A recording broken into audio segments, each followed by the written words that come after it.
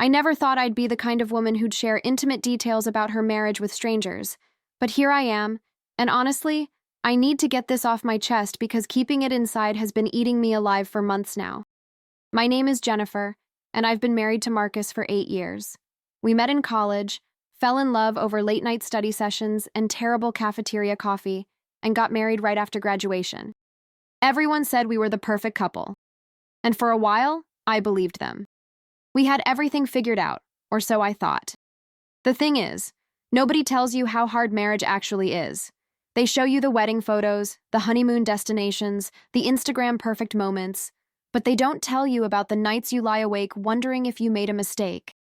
They don't tell you about the silence that grows between two people who used to talk for hours. It started about 3 years into our marriage. The passion we once had just seemed to evaporate. Marcus would come home from his accounting firm exhausted. I'd be drained from my job at the marketing agency, and we'd basically become roommates who occasionally remembered to kiss each other goodnight. Our bedroom became just a place to sleep, and I started to feel like I was slowly disappearing. I remember the exact moment everything changed. It was a Thursday afternoon, and I was having lunch with 3 women from my yoga class. We'd gotten close over the past year, meeting up every week after our sessions. There was Patricia, this 52-year-old real estate agent with a wicked sense of humor, Amanda, a 35-year-old teacher who always had the best stories, and Rebecca, a 41-year-old lawyer who never held back her opinions. Somehow, the conversation turned to relationships. Patricia started it by complaining about her husband forgetting their anniversary again. Patricia said, "I swear, sometimes I wonder if he even notices I'm there anymore. We haven't had a real conversation in weeks." Amanda nodded sympathetically and said, "Tell me about it. Michael and I are like ships passing in the night. And don't even get me started on our intimate life. It's been months." Rebecca laughed, a bit too loud, and said, "At least you all still remember what intimacy feels like." James and I have turned scheduling it into an actual calendar event. How romantic is that? They all laughed, but it was the kind of laughter that had pain underneath it. I sat there, picking at my salad, feeling that familiar ache in my chest. These were successful, beautiful, intelligent women, and they were all describing exactly what I was living through. I took a deep breath and said, "I thought it was just me. I thought there was something wrong with me." Patricia reached across the table and squeezed my hand. She said, "Oh, honey, there's nothing wrong with you. This is just what happens. Marriage settles. The fire burns out. That's real life." But I couldn't accept that. Something in me rebelled against the idea that this was just how things had to be. That night, lying next to Marcus in our king-sized bed that felt like an ocean between us, I made a decision. I wasn't going to let my marriage become another statistic, another story of 2 people who gave up without really trying. The next morning, I did something I'd never done before. I called in sick to work and spent the entire day researching. I read articles about relationships, watched videos about communication, dove into forums where people shared their struggles and successes. What I discovered shocked me. The common thread wasn't about grand romantic gestures or expensive vacations. It was about vulnerability, about honest communication, about being willing to say the uncomfortable things out loud. That evening, when Marcus came home, I was waiting for him in the living room instead of hiding in my home office like I usually did. He looked surprised and said, "Hey, you're home early. Everything okay?" I patted the couch next to me and said, "We need to talk." I watched his face go pale. Those 4 words, right? They never mean anything good. But I pushed through my fear. I said, "I'm not happy. And I don't think you are either. And I think we both know it. But we've been too scared to say it out loud." Marcus stood there for a long moment, his briefcase still in his hand, and then he slowly sat down.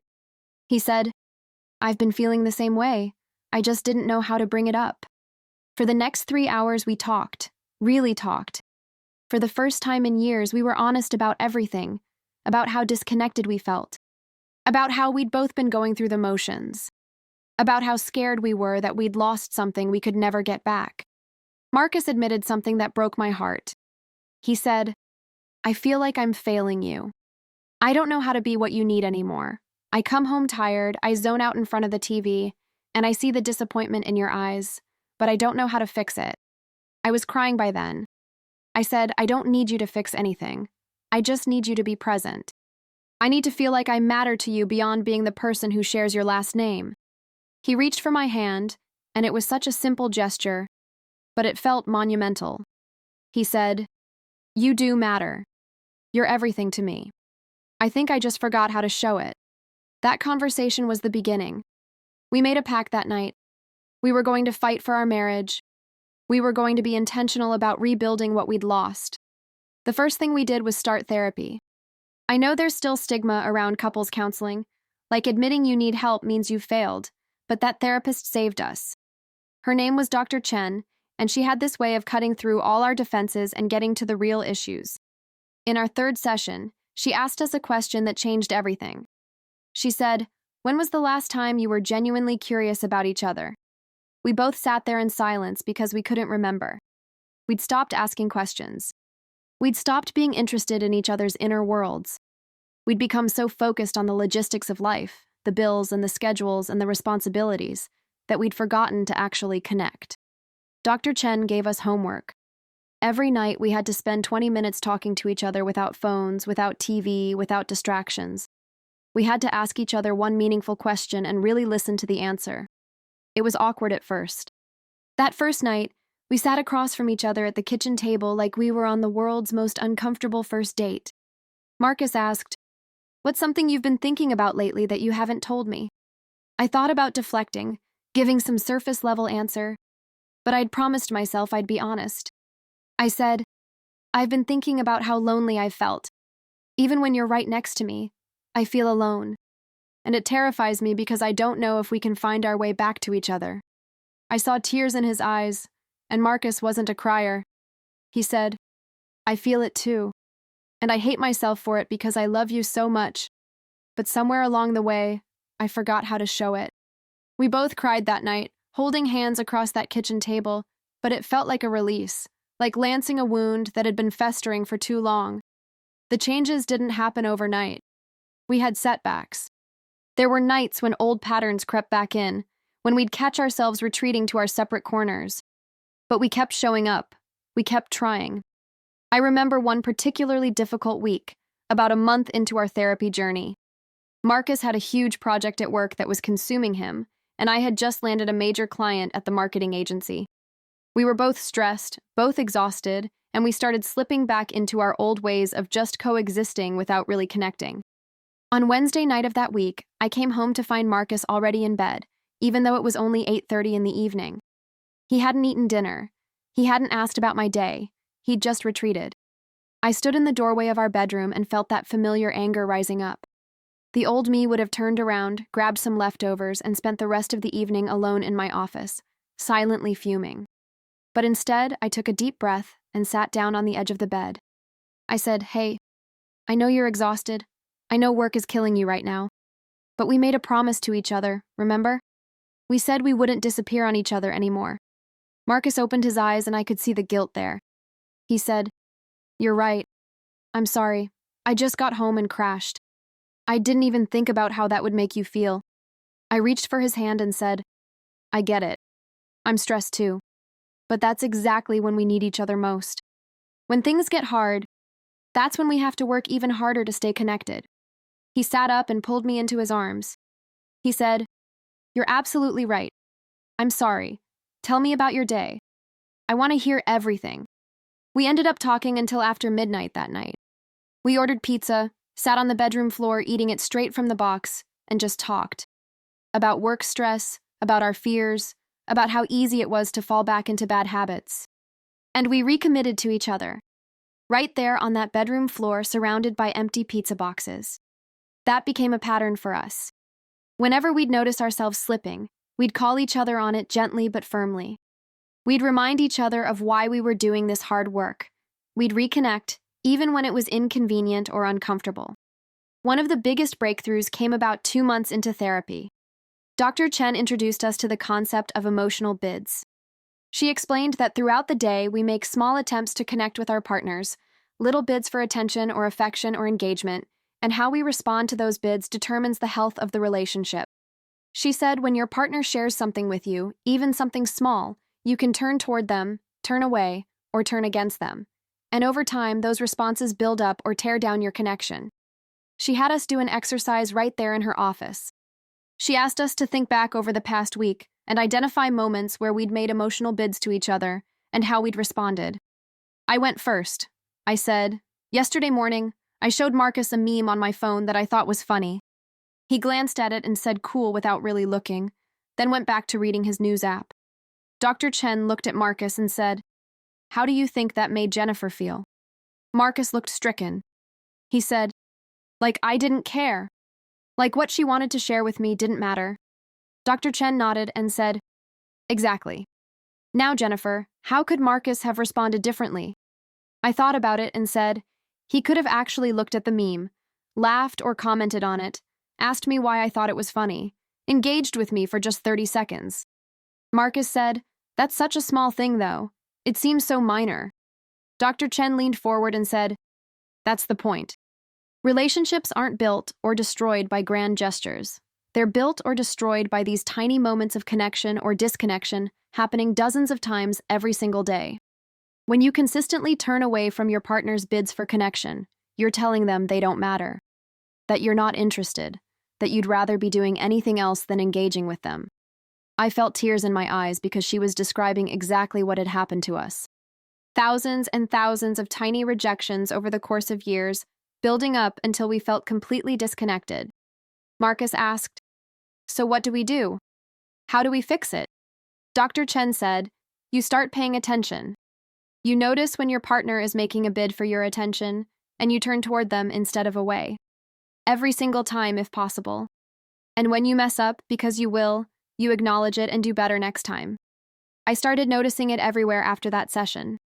When Marcus would tell me about something that happened at work and I'd give a distracted while scrolling through my phone, that was turning away. When I'd share excitement about a project and he'd change the subject, that was turning away. We'd been turning away from each other for years, in 1,000 tiny ways. So we started practicing turning toward. When Marcus spoke, I put my phone down and looked at him. When I shared something, he stopped what he was doing and engaged. It sounds simple, almost stupidly simple, but it transformed our daily interactions. The hardest part was breaking the habit of distraction. We were both so used to multitasking, to having our phones constantly in hand, to half listening while doing something else. Dr. Chen suggested we create phone-free zones in our home. The bedroom became completely phone-free. The dinner table became phone-free. Our 20-minute conversation time every evening became sacred, with our phones in another room entirely. I won't lie, it was incredibly difficult at first. I'd find my hand reaching for my phone out of pure habit. I'd feel anxious being separated from it, worried I was missing something important. But gradually it got easier, and the quality of our conversations improved dramatically. One evening, about 3 months into therapy, we were doing our 20-minute conversation when Marcus asked me something that caught me completely off guard. He said, "What's your biggest fear about our marriage?" I sat with that question for a long moment. I said, "Honestly, my biggest fear is that we'll do all this work, we'll get to a good place, and then we'll get comfortable again and slide back. That this effort won't be sustainable long term." Marcus nodded slowly. He said, "I have the same fear. But I've been thinking about that a lot, actually. And I think the difference is that now we know what disconnection feels like. We know how bad it can get. And we have tools now. We know how to recognize when we're slipping and how to course correct." I said, "You're right. But it's going to require constant vigilance, you know? We can't ever get complacent again." He reached for my hand and said, "Then we won't. We'll make this a priority for the rest of our lives. We'll keep having these conversations. We'll keep going to therapy as long as we need it. We'll keep turning toward each other instead of away." That conversation gave me so much comfort. Just knowing that Marcus understood the stakes, that he was as committed as I was to making this work long term, it made all the difference. Around this time, we also started doing something Dr. Chen called appreciation practice. Every night before bed, we had to tell each other one thing we appreciated about the other person from that day. It couldn't be generic, like "I appreciate you" or something vague. It had to be specific. The first night we tried, it felt awkward.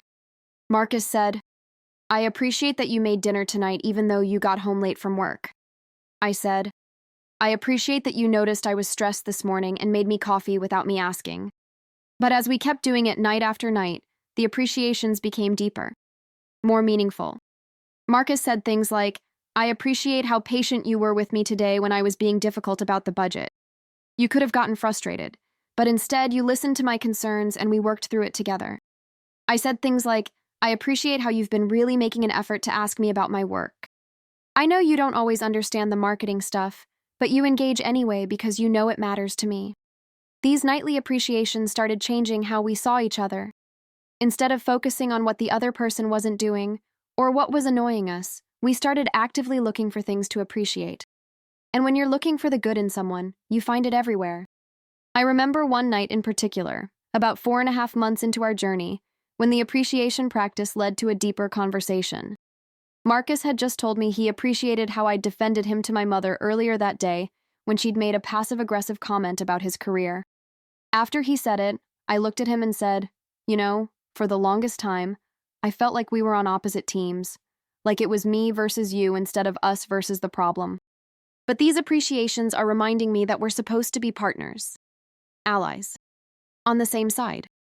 Marcus nodded and said, I felt that way too. Like we were keeping score of who did more or who was right more often. But that's not what marriage is supposed to be. I said, so what is it supposed to be?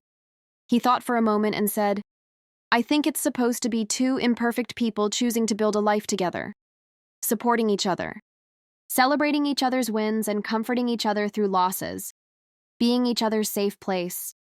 That conversation stuck with me. It was such a simple definition, but it was profound. A safe place. That's what I wanted our marriage to be. A place where both of us could be fully ourselves without fear of judgment or rejection. Dr. Chen introduced us to another concept around this time that really resonated with me. She called it the emotional bank account. She explained that every positive interaction between us was like making a deposit, and every negative interaction was like making a withdrawal. She said, when your emotional bank account is full, you have reserves to draw on during difficult times. You can weather conflicts and misunderstandings because you have a foundation of positive interactions. But when your account is depleted, every small issue feels like a crisis. I realized that Marcus and I had been operating with a severely overdrawn emotional bank account for years. We'd been making withdrawals constantly, criticizing each other, dismissing each other, turning away from each other without making enough deposits to compensate. Dr. Chen said, the good news is, you can rebuild your emotional bank account. It takes time and consistent effort, but every positive interaction, every kind word, every moment of real connection is a deposit. So we became intentional about making deposits. We'd send each other sweet text messages during the day. We'd bring home each other's favorite treats. We'd give genuine compliments. We'd express gratitude for the little things. We'd create moments of laughter and joy together. It felt a bit forced at first, I'll admit. Like we were going through the motions of being a happy couple without actually feeling it. But over time, something shifted. The positive interactions started feeling more natural, more genuine. We were rebuilding our foundation one small moment at a time. Around 5 months into therapy, we had what Dr. Chen called a breakthrough session. She asked us to do an exercise where we each shared our deepest fear about our relationship and our biggest hope for our future together. I went first. I said, my deepest fear is that I'm not enough for you. That no matter how much work I do on myself or on our relationship, there's some fundamental incompatibility between us that means we'll never truly be happy together. Saying it out loud made me cry. It was such a vulnerable admission, and I felt terrified of how Marcus would react. But he just reached for my hand and said, that's not true. You are enough. You've always been enough. The problems we had weren't about you not being enough. They were about both of us not knowing how to connect properly. Then it was his turn. He said, my deepest fear is that I'll let you down, that I'll fall back into old patterns and you'll eventually give up on me, that one day you'll wake up and realize you'd be happier without me. Now I was the one reassuring him. I said, I'm not going anywhere. We're in this together, remember? We're both going to mess up sometimes. We're both going to have bad days, but that doesn't mean we give up. Dr. Chen said, now tell each other your biggest hope for your future together. I said, my biggest hope is that we build a marriage that's even stronger than what we had in the beginning, that we create something deep and meaningful and lasting, that we become those old couples you see holding hands in the park after 50 years together. Marcus said, My biggest hope is that we never take each other for granted again, that we keep choosing each other every single day for the rest of our lives, that we build a life full of love and laughter and real connection. Dr. Chen smiled and said, "Those are beautiful hopes, and they're absolutely achievable if you keep doing the work you're doing." That session felt like a turning point. We'd been so focused on fixing what was broken that we hadn't really thought about what we wanted to build in its place. Having those conversations about our hopes and dreams for the future gave us something positive to work toward, not just problems to work away from. Around this same time, Marcus did something that completely surprised me. He enrolled in a cooking class. He'd never been much of a cook, always claiming he didn't have the skill or patience for it. But he signed up for this 8-week course on Italian cuisine. When I asked him why, he said, "I remembered how much you love Italian food. And I thought it would be nice if I could cook for you sometimes instead of us always ordering takeout or you doing all the cooking. Plus, I thought it might be fun to learn something new together." He asked if I wanted to join the class with him, and I did. Those Tuesday evening cooking classes became one of my favorite parts of our week. We'd work together to create these elaborate meals, laughing when things went wrong, celebrating when they went right. We'd come home smelling like garlic and basil, and we'd eat whatever we'd made while talking about our day. It was such a simple thing, but it gave us a shared activity, a new interest we could bond over. And it was another way of Marcus showing me that he was invested in our relationship, that he was willing to step outside his comfort zone to make me happy. I tried to reciprocate in my own ways. Marcus had always loved hiking, but I'd never been very interested. I decided to give it another try. We started going on weekend hikes together, exploring trails around our area. At first, I struggled to keep up, but Marcus was patient, encouraging me, pointing out beautiful views, making it enjoyable rather than just exercise. Those hikes became therapeutic in their own way. There was something about being out in nature, away from phones and distractions, just the two of us walking and talking, that facilitated really good conversations. Some of our deepest discussions happened on those trails. On one particularly memorable hike, about 6 months into our journey, we reached the summit of a small mountain.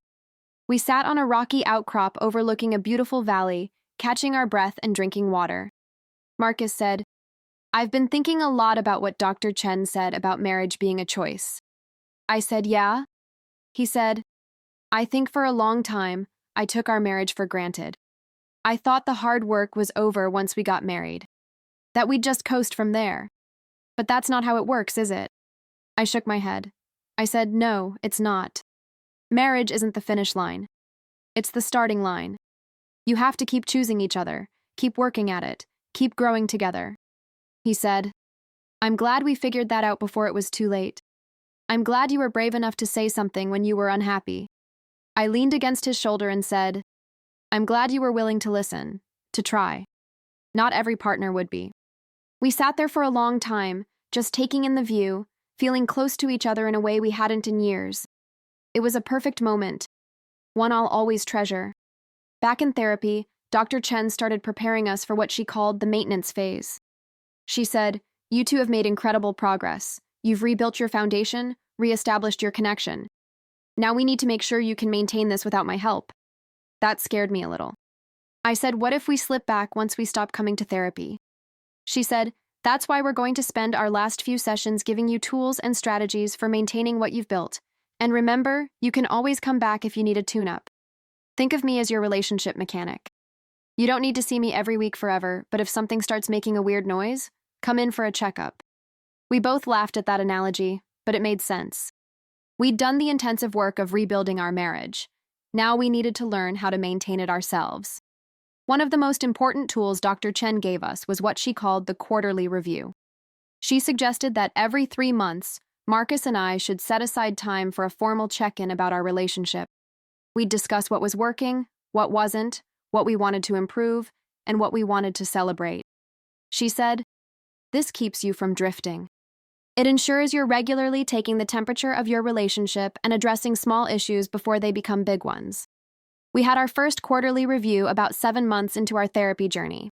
We went to a quiet coffee shop on a Saturday morning, armed with notebooks and pens, ready to have a serious conversation about our marriage. It felt a bit formal and awkward at first, but once we got into it, it was actually really valuable. We talked about how much progress we'd made, We celebrated victories like our improved communication and our rekindled physical intimacy. We identified areas we still wanted to work on, like managing stress better and being more playful with each other. At the end of that first review, Marcus said, "I think we should make this a tradition. Not just something Dr. Chen told us to do, but something we commit to doing for the rest of our lives." I agreed wholeheartedly. Having that structured time to check in felt like a safeguard against complacency.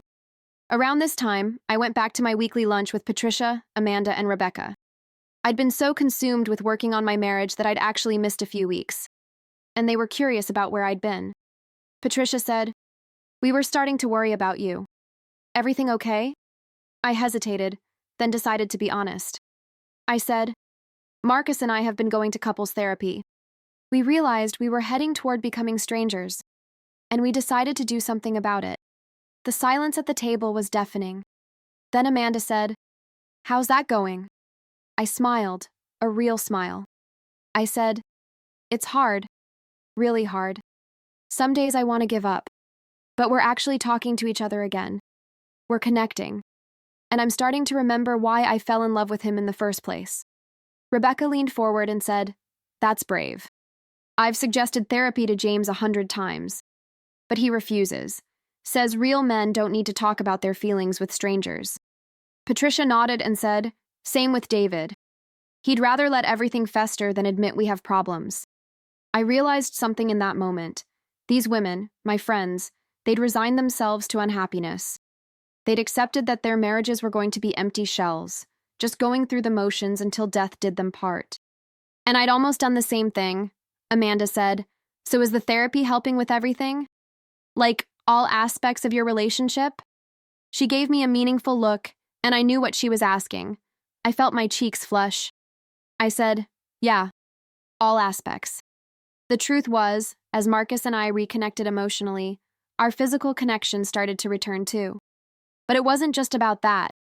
It was about feeling seen again, about feeling desired, about remembering that we were more than just partners in managing a household.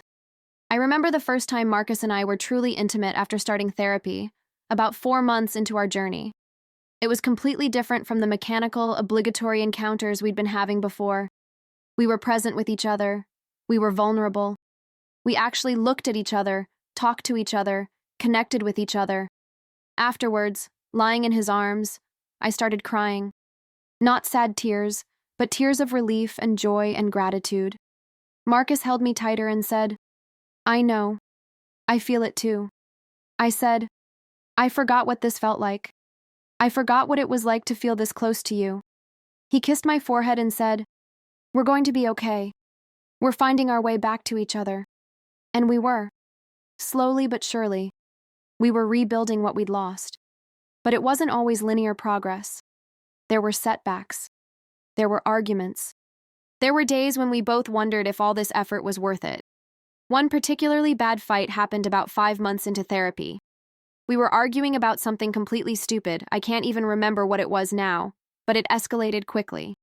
Old patterns of communication surfaced. I said something cruel about how he never followed through on anything.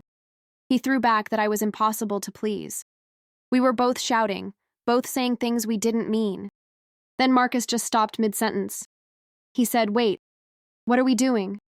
This is exactly what Dr. Chen warned us about." I was so angry I could barely see straight, but his words penetrated my rage. I said, "We're fighting dirty.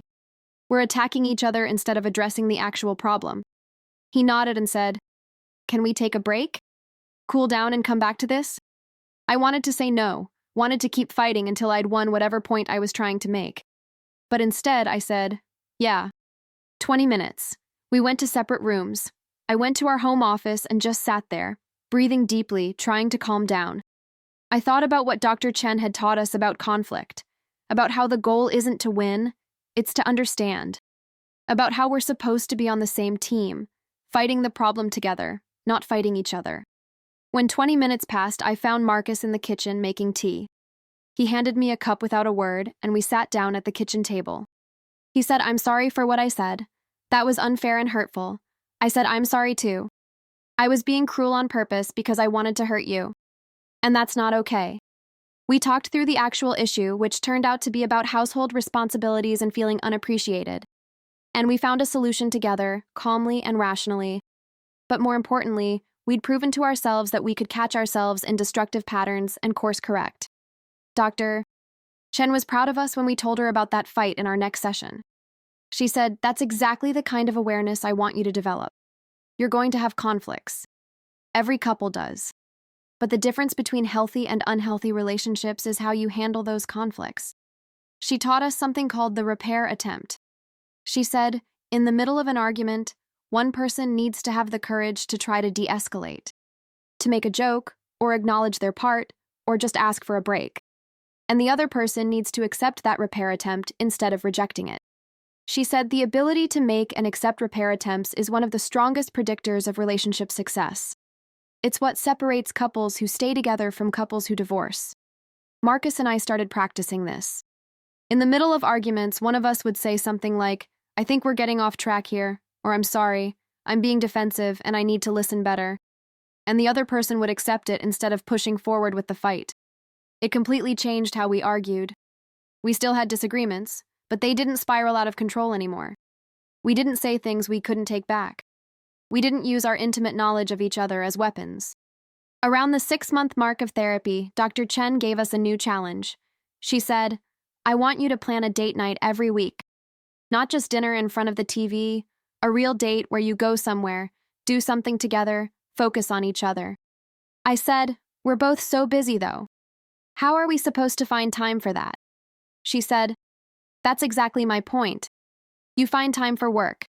You find time for errands. You find time for everything else. Your marriage deserves the same prioritization." So we started doing weekly date nights. Sometimes they were elaborate, going to concerts or trying new restaurants. Sometimes they were simple, just walking through the park and talking.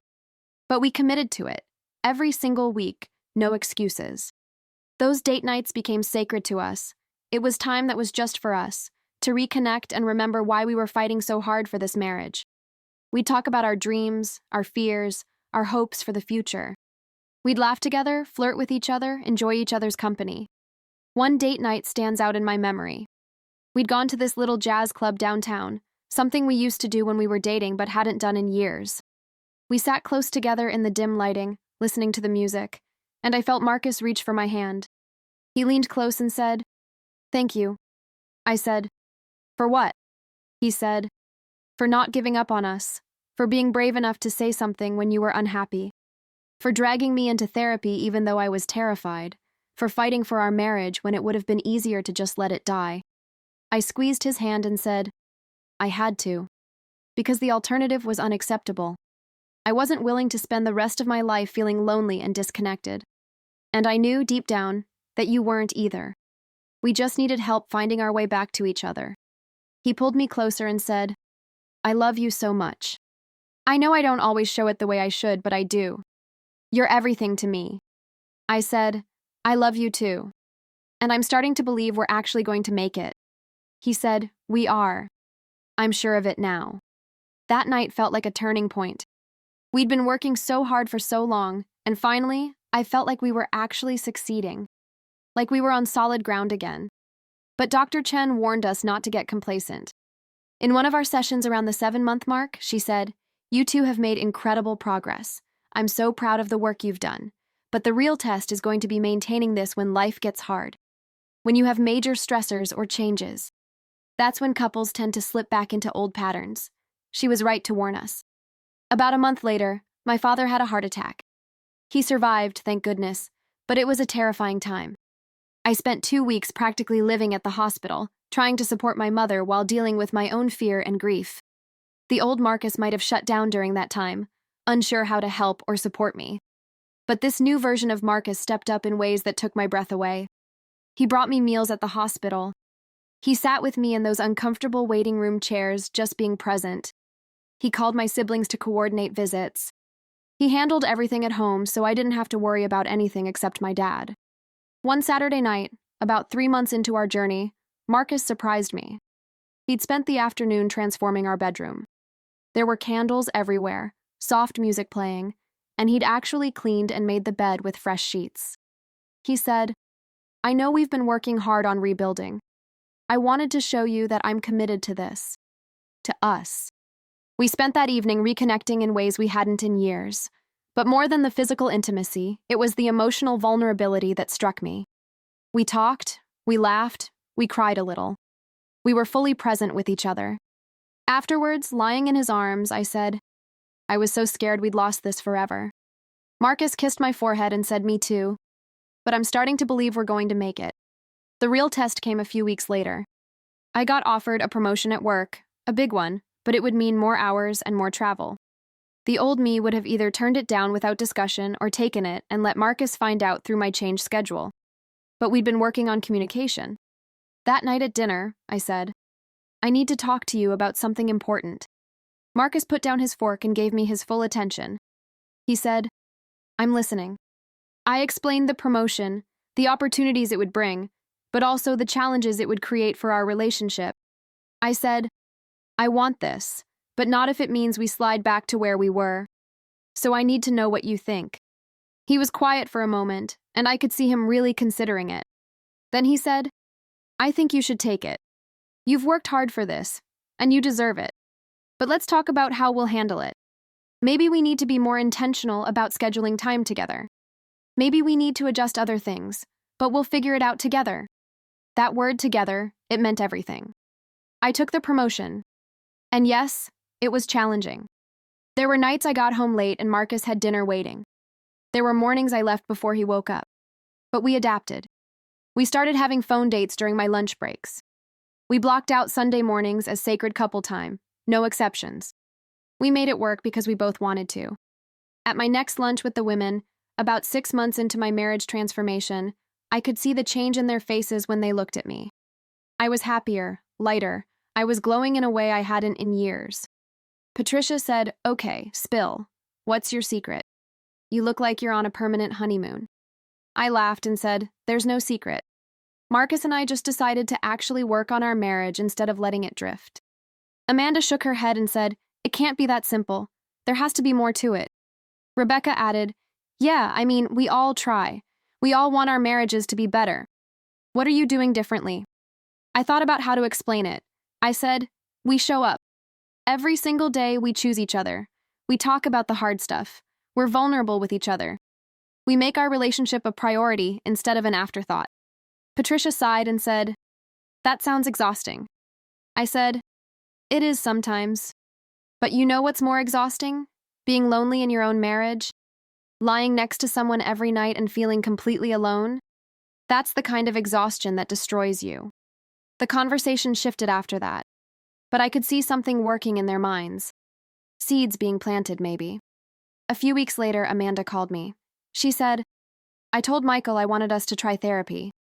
He actually agreed. We have our first appointment next week. I felt such a surge of hope for her. I said, that's amazing. It's going to be hard, but it's worth it. She said, I hope so. I just couldn't keep living the way we were. Watching you and Marcus, seeing how you've changed, it made me realize I don't have to settle for barely existing in my marriage. That conversation reminded me of something Dr. Chen had told us. She said, the healthiest thing you can do for the people around you is work on your own relationship. You give others permission to want more, to expect more, to fight for more.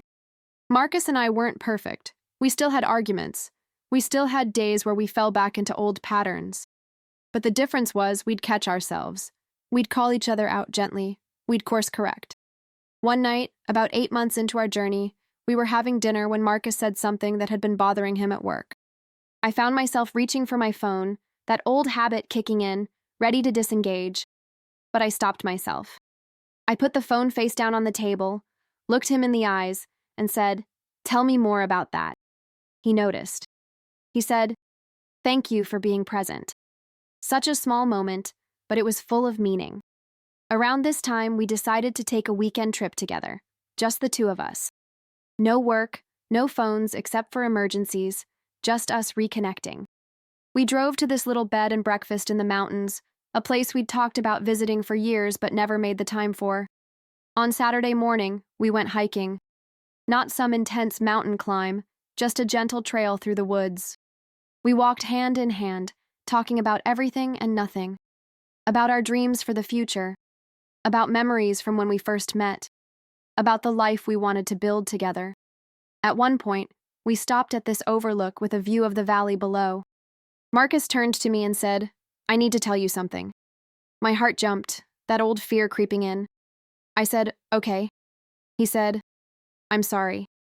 For all the years I wasn't really there, for all the times I let you feel alone, for almost losing you because I was too comfortable and too scared to do the work." I was crying, but they were good tears. I said, "I'm sorry too. For giving up for a while. For not fighting for us sooner." He pulled me close and said, "I want you to know something. You satisfy me in every way that matters. You challenge me, you inspire me, you make me want to be better, and I know I haven't always shown it. But you're everything to me." I held him tight and said, "You satisfy me too. Not just physically, though that's better than it's been in years, but emotionally, mentally, spiritually. You see me. You really see me, and that's what I needed all along." We stood there for a long time, just holding each other, and I felt this profound sense of gratitude. Gratitude that we hadn't given up. Gratitude that we'd been brave enough to be vulnerable. Gratitude for second chances. That night at the bed and breakfast, we talked about our future. We'd been so focused on fixing the present that we hadn't really looked ahead. Marcus said he wanted to cut back his hours at work, spend more time on things that actually mattered.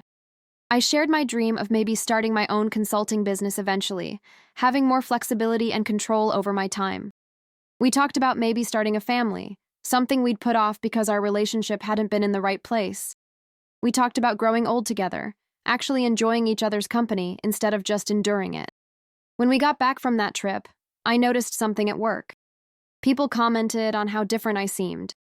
My boss even pulled me aside and said, "I don't know what's going on with you, but keep it up. You've been on fire lately." I realized that working on my marriage had impacted every area of my life. I had more energy, I was more creative, I was happier. When your foundation is solid, everything else builds better on top of it. At our next lunch, all three of my friends were there, but there was a different energy. Amanda was beaming. She said, "Michael and I have been in therapy for 6 weeks now. It's intense, but we're actually talking to each other. Like, really talking." Rebecca looked thoughtful. She said, "I finally put my foot down with James. I told him either we get help or I'm done. We start counseling next month." Even Patricia, who'd been the most resistant, said, "I've been watching all of you, watching how you're fighting for your marriages. And I realized I've been too proud to admit I need help too. David and I have been coasting for so long, I forgot what it felt like to actually be in love. I want to remember." I reached across the table and squeezed her hand. I said, "It's never too late, as long as you're both willing to try." That was about 10 months ago.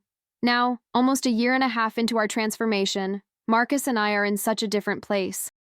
We still go to therapy, though less frequently. We still have our 20-minute conversations every night. We still choose each other, actively and intentionally, every single day. Last week, we were getting ready for bed, our usual routine. Marcus was brushing his teeth while I washed my face. He caught my eye in the mirror and smiled. He said, "I've been thinking about when we were at lunch with your yoga friends, way back before all this started." I raised an eyebrow. I said, "Yeah?" He said, "You were so unhappy." I could see it, even though I didn't want to admit it, and I was unhappy too. We were both just going through the motions, too scared to rock the boat.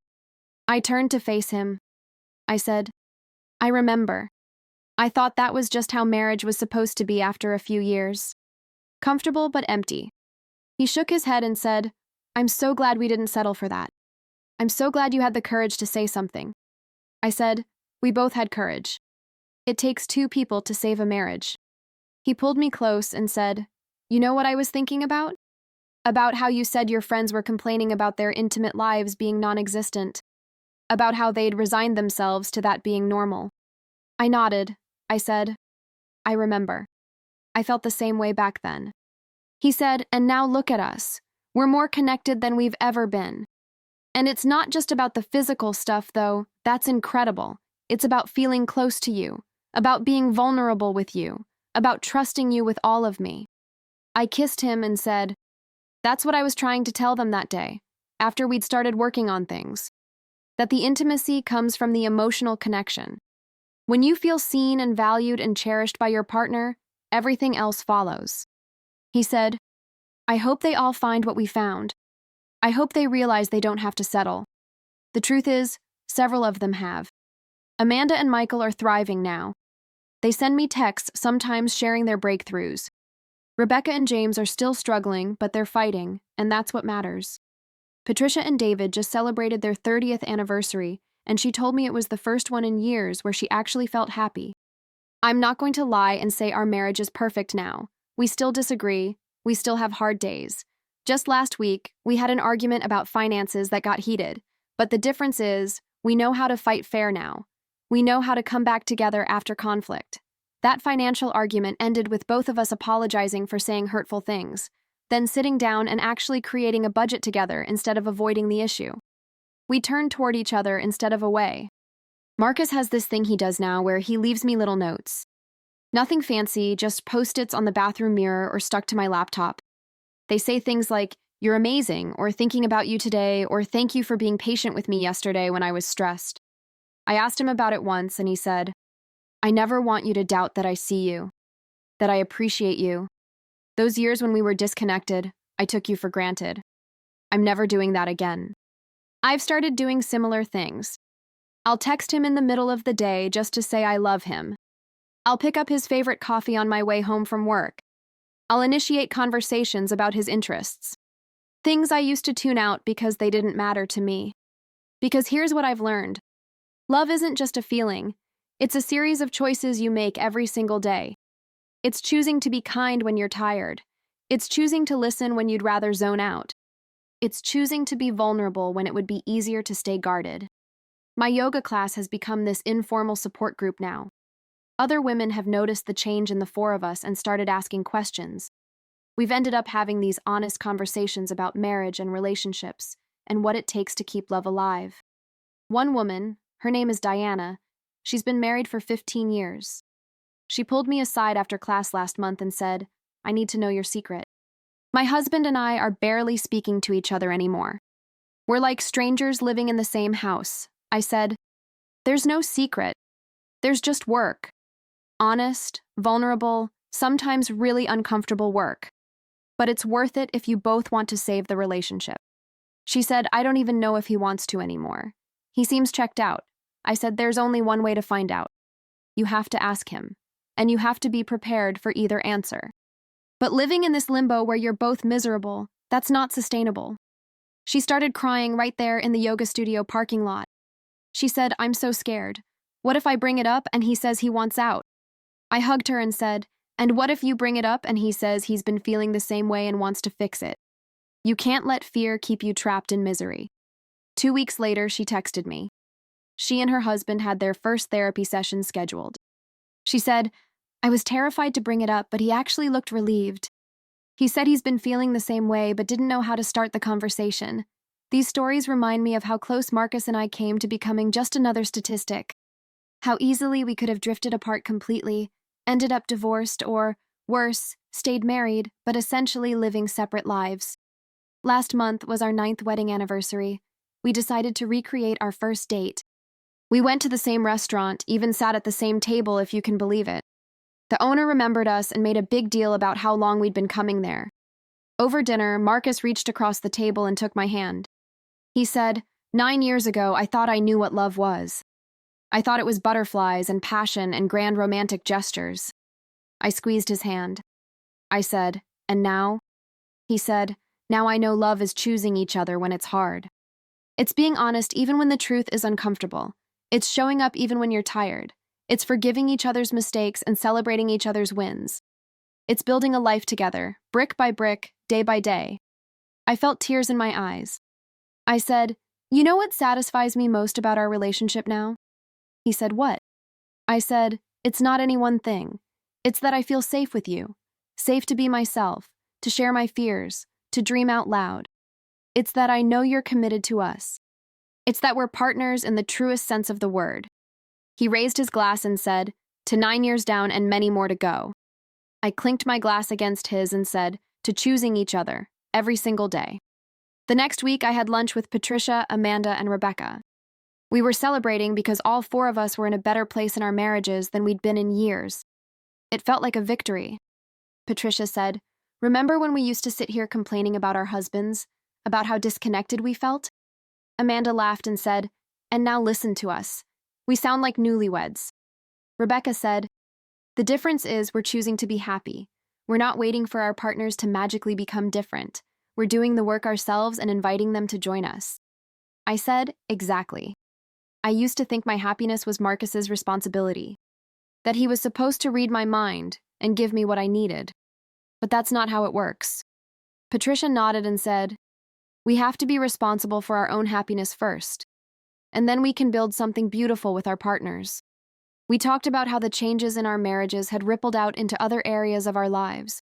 Amanda had started pursuing a master's degree she'd been putting off. Rebecca had finally set boundaries with her demanding mother-in-law. Patricia had quit a job that was making her miserable and started her own real estate firm.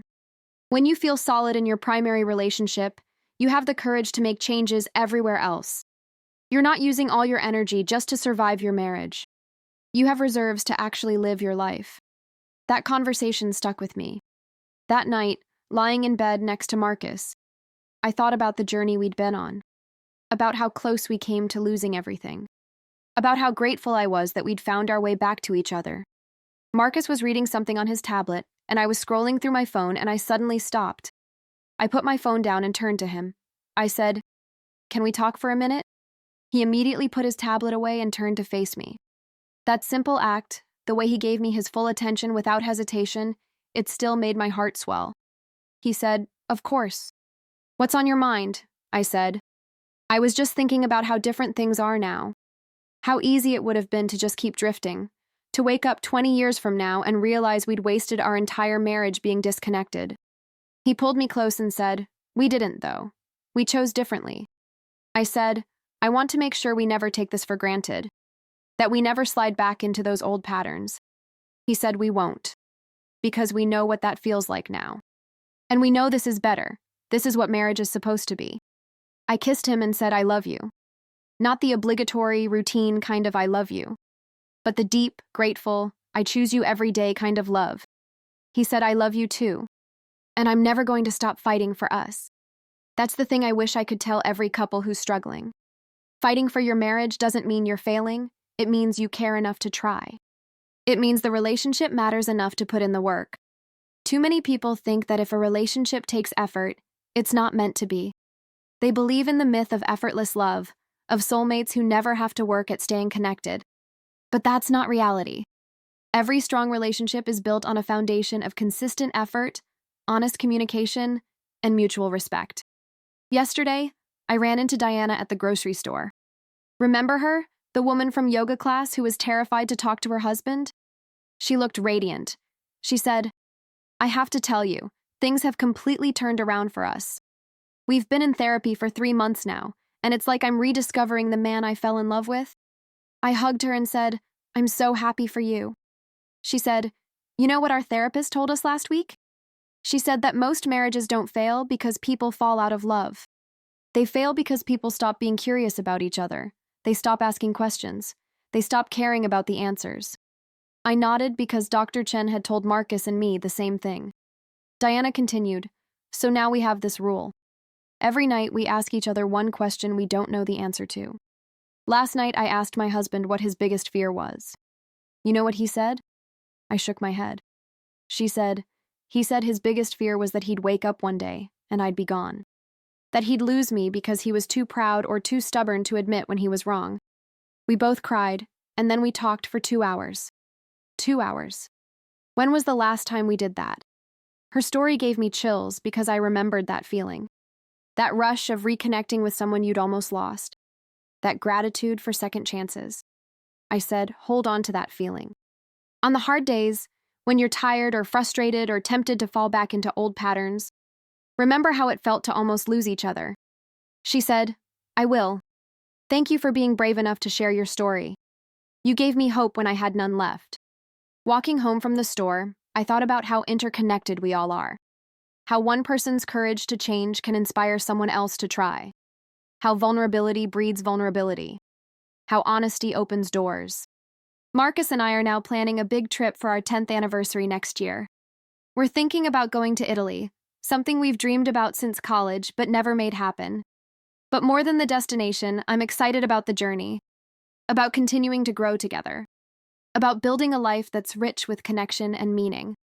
We've started talking about maybe writing a book together about our experience, about the journey from disconnection to deep intimacy. Not because we think we have all the answers, but because we know we're not alone in this struggle.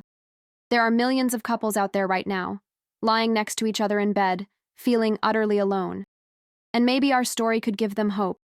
Last weekend, we hosted a dinner party. We invited Amanda and Michael, Rebecca and James, and Patricia and David. All 4 couples who'd been working on their marriages. It was incredible to see the energy in the room, the laughter, the genuine affection between partners, the way people leaned into each other instead of away. At one point, David raised his glass and said, "I want to make a toast to our wives who were brave enough to admit when things weren't working, who refused to settle for mediocrity in their marriages, who dragged us kicking and screaming into therapy and saved our relationships in the process." We all laughed, but there was truth in it. Sometimes one person has to be brave first, has to be willing to say the hard thing, to risk everything for the chance at something better. Michael added, "And to all of us, for being willing to do the work, for showing up even when it was uncomfortable, for choosing our marriages over our pride." That night, after everyone left, Marcus and I cleaned up together. We moved around the kitchen and sink, him washing dishes while I dried, and it felt like a metaphor for our entire relationship now. Working together, supporting each other, finding rhythm and balance. He said, "Tonight was really special." I nodded. I said, "It was. I love seeing everyone so happy."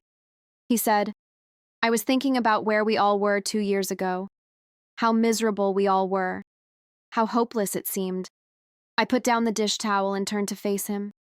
I said, "And now look at us. We're proof that marriages can be healed, that it's never too late if both people are willing to try." He pulled me into his arms and said, "You changed my life. You know that? Not just by staying, but by refusing to settle, by demanding more from both of us." I said, "We changed each other's lives. This wasn't a solo mission. We did this together." We stood there in our kitchen, holding each other, and I felt such profound peace. This was what I'd been searching for all along. Not perfection, not some fairy tale romance, just genuine connection, partnership. Love that's built on a foundation of honesty and effort. People ask me sometimes what the secret is. How did Marcus and I go from barely functioning to thriving? And the answer is both simple and complex. There's no magic formula, no quick fix. It's 1,000 small choices made consistently over time. It's choosing to put your phone down when your partner speaks. It's choosing to ask how their day was and really listening to the answer. It's choosing to apologize when you're wrong and forgive when they are. It's choosing to be vulnerable even when it's scary. It's choosing to show up even when you're tired. But most importantly, it's choosing each other. Every single day, in the mundane moments and the extraordinary ones, in conflict and in peace, in sickness and in health, just like we promised on our wedding day. I think about that yoga class lunch all those years ago, about sitting there with those 3 women, all of us commiserating about our failing marriages, about how I almost accepted that emptiness as just the way things were. I'm so grateful I didn't. I'm so grateful I chose to fight, that Marcus chose to fight with me, that we were brave enough to be honest about how broken things were and committed enough to fix them. Our marriage isn't perfect now. We still have disagreements. We still have days where we're not at our best. But the difference is we have tools now. We have communication strategies. We have a foundation of trust and respect.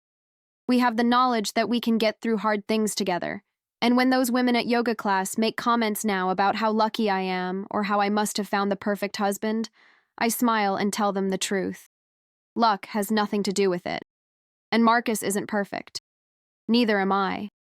But we're perfect for each other because we're willing to do the work.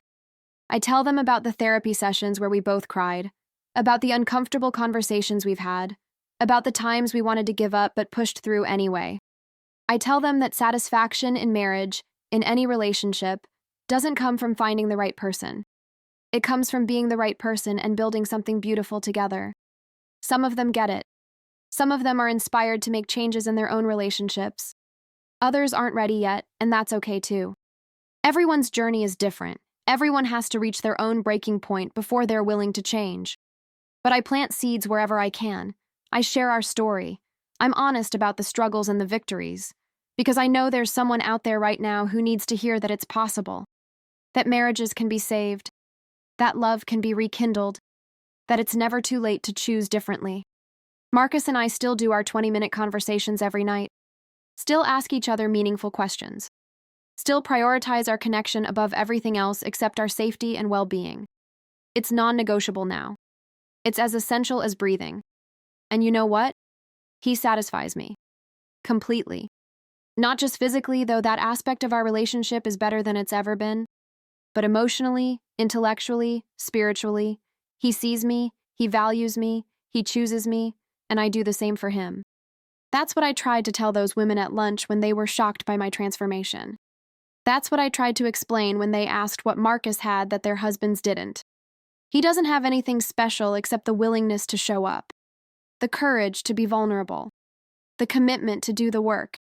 And those things, those are available to anyone. Any couple can have what we have if they're willing to fight for it, if they're willing to be honest, if they're willing to prioritize their relationship, if they're willing to grow together instead of apart.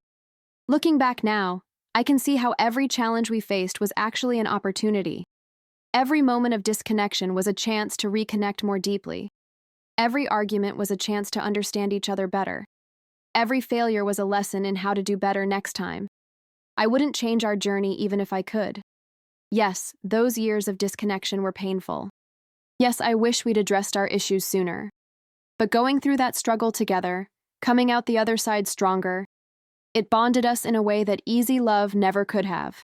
We earned this happiness. We fought for this connection. We built this life together, brick by painstaking brick.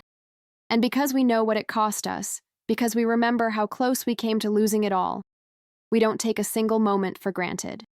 Marcus tells me now that he's grateful for those hard years. Not because they were fun, but because they taught him what really matters. They stripped away all the superficial stuff and forced him to confront what he really wanted. And what he wanted was me, was us, was a marriage built on genuine connection and mutual respect. I feel the same way. Those years of loneliness, of lying next to someone and feeling utterly alone, they taught me to value true intimacy. They taught me that I deserve more than just coexisting with someone. They taught me to speak up for what I need instead of silently resenting not getting it. And so here we are, almost 2 years into our transformation, and life is good. Not perfect, but good. Real. Authentic. Full of genuine love and connection. This is what marriage was always meant to be. Not two people simply occupying the same space, but two people building a life together, supporting each other, growing together. When I think about the future now, I'm excited instead of anxious. I'm hopeful instead of resigned. I know that whatever challenges come our way, Marcus and I will face them together. We've proven to ourselves that we can weather storms, that we can heal what's broken, that we can choose each other, again and again, no matter what. And that, more than anything else, is what satisfies me about my marriage. Not any single thing my husband does or doesn't do, but the knowledge that we're in this together, that we're committed to each other and to the relationship, that we'll keep showing up, keep being honest, keep doing the work for as long as we both shall live. That's my story. That's my journey from disconnection to deep intimacy, from loneliness to love, from barely surviving to truly thriving. And if you're reading this and recognizing yourself in the early parts of my story, please know that change is possible. Healing is possible. Love can be rekindled. But you have to be brave enough to admit when things aren't working and committed enough to do something about it. Your marriage is worth fighting for. You are worth fighting for. Don't settle for emptiness when you could have connection. Don't resign yourself to loneliness when love is still possible. Be brave. Be honest. Be willing to do the uncomfortable work. I promise you, it's worth it.